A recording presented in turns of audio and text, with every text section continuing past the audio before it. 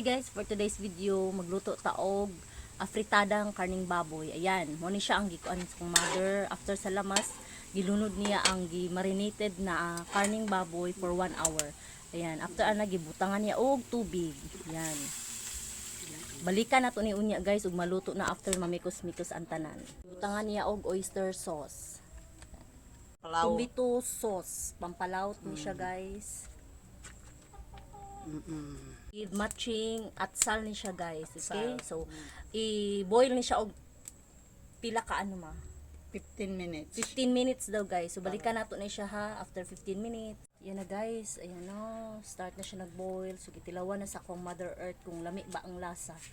Pero unya jud ang final ani nga pagtilaw nato guys kung lami ba gyud. Okay? Balikan nato na siya unya. Guys, nindot na kaayo guys, murag lamian na siya og nawong no.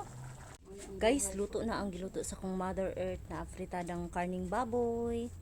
Lamian kayo siya guys. Perfect siya i-partner sa rice. Okay. May hapon sa tanan. Dili kalimtan ang atuang pagpanihapon. God bless us all. Thank you for watching.